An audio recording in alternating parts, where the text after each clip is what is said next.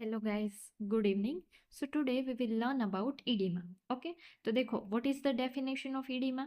So edema is accumulation of excessive and abnormal fluid in the interstitial space. Okay, देखो there is difference between edema and effusion. Edema is there is accumulation of fluid into the tissue or interstitial space.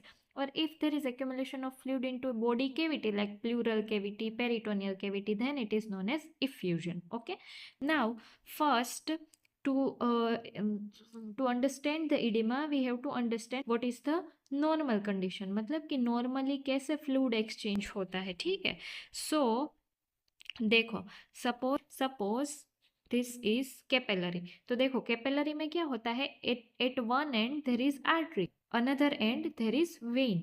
ठीक है, because capillary में क्या होता है कि pure blood will pass from here and impure blood will come out. तो देखो capillary में क्या होता है, there is fluid exchange in the capillary. Okay, तो देखो आर्टरी में से प्योर ब्लड मतलब oxygenated blood will come in, and vein में से क्या होगा कि impure blood will come out. तो at the end of capillary क्या होता है कि there is exchange of fluid. Okay, तो देखो वो एक्सचेंज ऑफ फ्लूइड कैसे होता है, suppose this is capillary. Okay, so suppose this is capillary, this is arterial end and this is venous end. Okay, तो देखो उसमें क्या होता है, suppose this is the any tissue. Okay, तो कोई भी टिश्यू है उसमें क्या होगा, देर इज सेल्स. ओके, तो हमने क्या देखा था कि at the arterial and there is hydrostatic pressure. तो देखो हाइड्रोस्टेटिक प्रेशर क्या करेगा, it will push water and salts outside the capillary. Okay, तो देखो फ्लूइड और सॉल्ट्स है वो यहाँ से बाहर गए, फिर क्या होगा कि यहाँ पे जो भी टिश्यू है उसमें जो सेल्स है उसके बीच में क्या होगा, देर इज फ्लूइड एक्सचेंज. ओके, और उसके बाद जो भी वाटर बचेगा उसको कौन पुल करेगा, at the venous end osmotic pressure will pull water and salt inside the vessel. Okay, तो देखो at the end of this all tissue हमेशा कैसा रहेगा, ड्राई रहेगा. क्यों, क्योंकि देखो आर्टेरियल एंड में से जैसे ब्लड पास हुआ तो it will push water and salt outside the blood vessel. तो क्या हुआ फिर कि जो भी टिश्यू है उसमें वाटर एक्सचेंज हुआ, और उसके बाद जो भी वाटर बचा उसको किसने पुल कर दिया, ऑस्मोटिक प्रेशर ने पुल कर दिया. Okay, so tissue is dry eight the end of fluid exchange. Okay, और देखो अभी क्या होता है समटाइम्स कि जैसे ये एक्सचेंज हो गया, ठीक है, जैसे this is arterial end this is venous end this is any tissue. Okay, hydrostatic pressure is outward, oncotic pressure is inward. तो जैसे थोड़ा एक्सचेंज हो गया पर उसके बाद there is presence of some fluid.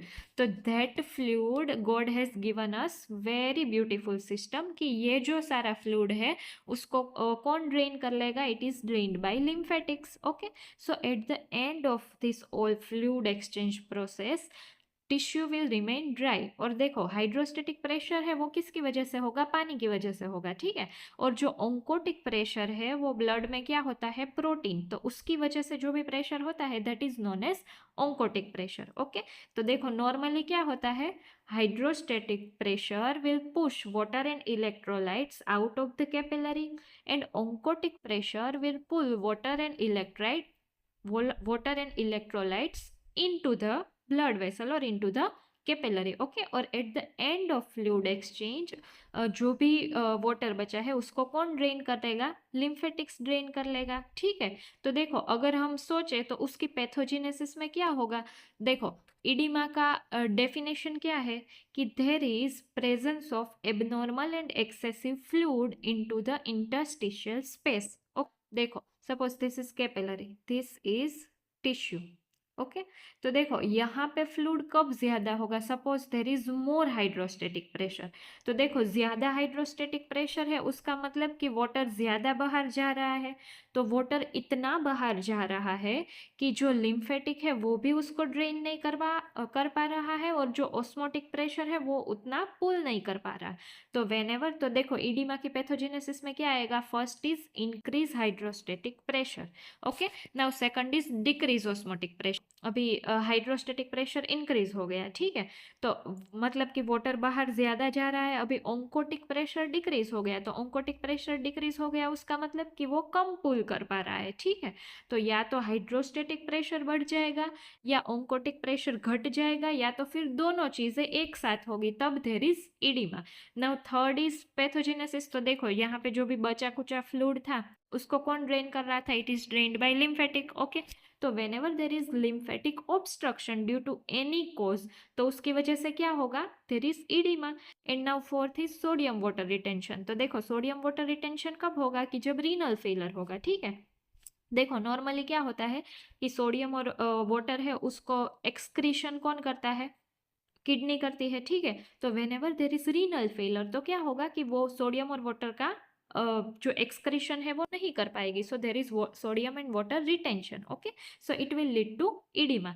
And fifth is inflammation. तो देखो हमने इन्फ्लामेशन में देखा था कि इन्फ्लामेशन में क्या होता है। Suppose this is normal vessel, okay. तो देखो ऐसे नॉर्मल वेसल में हमने क्या देखा था? हमने जब भी इन्फ्लामेशन पढ़ा तो उसमें क्या देखा था कि there is endothelial cells, okay.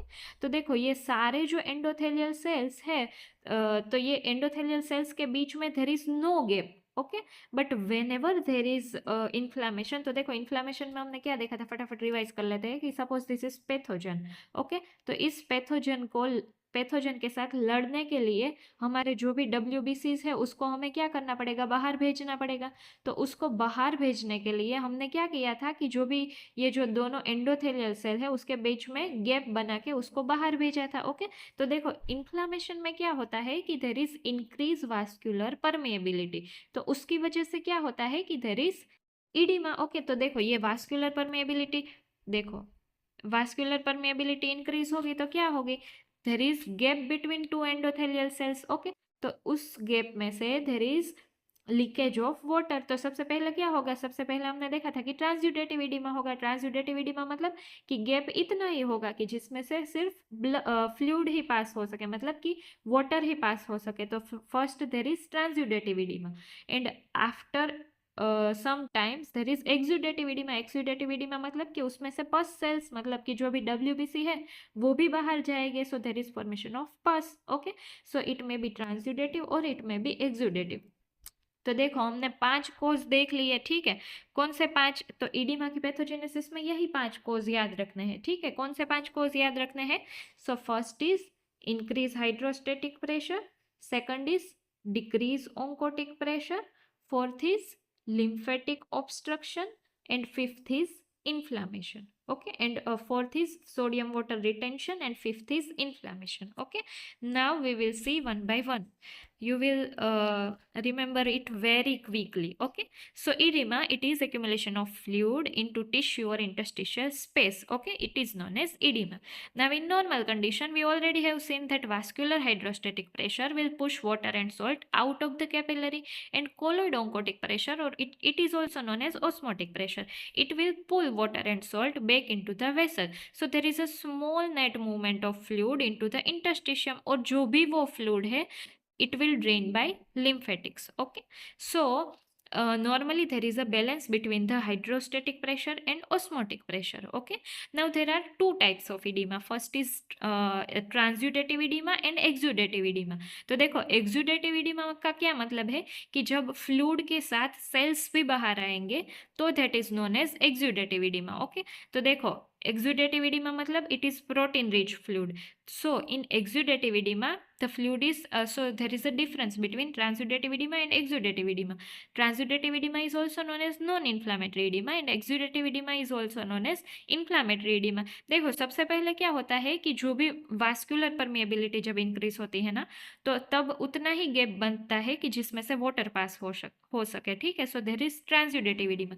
But whenever there is more inflammation, there is more creation of gap between the endothelial cell, तो फिर क्या होता है कि उसमें से प्रोटीन और सेल्स भी बाहर आ जाता है, तब there is exudative edema, okay.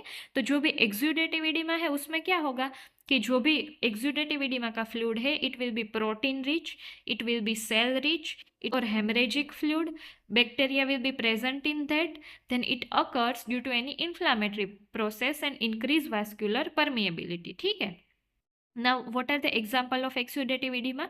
So it is malignancy, any bacterial or viral infection, pulmonary embolism, pancreatitis, tuberculosis, all are example of exudative edema. And in exudative edema it is non-pitting edema. Okay, pitting edema मतलब कि जैसे press it तो क्या होगा कि thumb का impression पड़ जाएगा उसमें, ठीक है।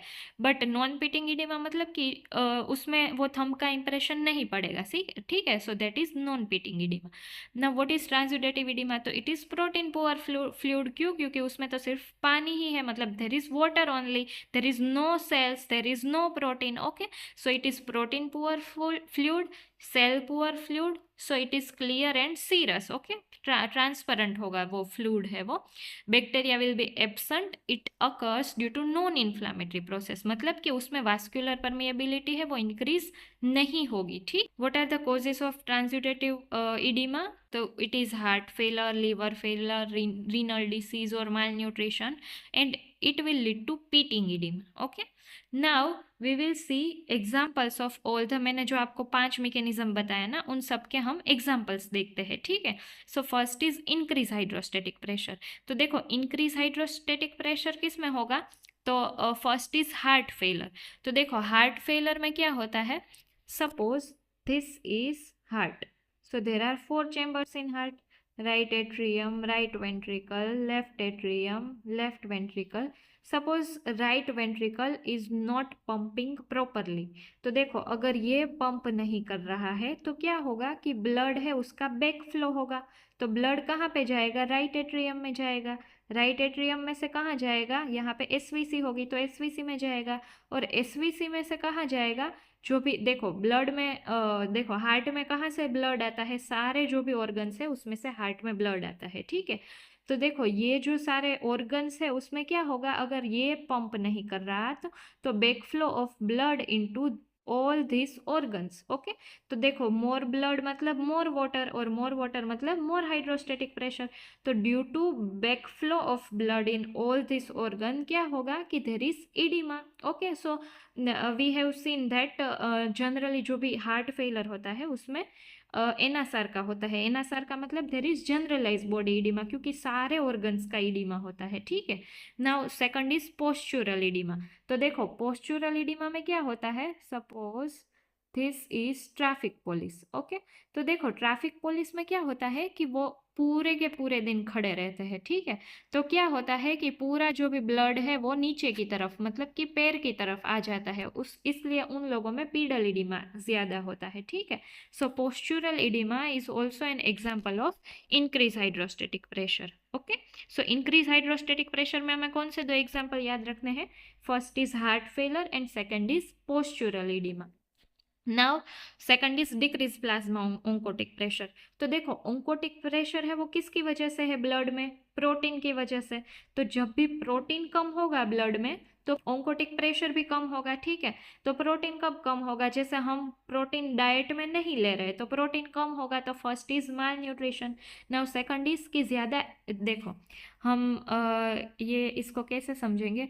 देखो एक तो प्रोटीन हमारी बॉडी में कहाँ से आता है? First is diet. Okay, now second is कि there is synthesis of protein in the liver. Okay, third is कि प्रोटीन का एक्सक्रीशन है, किडनी है वो प्रोटीन का एक्सक्रीशन नहीं करेगी। But whenever there is in excretion of protein via kidney, तब क्या होगा कि बॉडी में प्रोटीन की कमी हो जाएगी, ठीक है। So there are 3 causes of less oncotic pressure. First is malnutrition, मतलब कि डाइट में प्रोटीन नहीं हो रहा।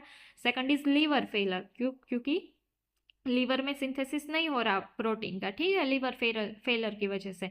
And third is nephrotic syndrome. तो नेफ्रोटिक सिंड्रोम में हमें पता है क्या होता है? प्रोटीन यूरिया होता है, ठीक है। तो जो भी प्रोटीन हमारी बॉडी में जा रहा है वो सब एक्सक्रीट हो रहा है, ठीक है। So there are 3 causes of less plasma less oncotic pressure. Okay, now third is lymphatic obstruction.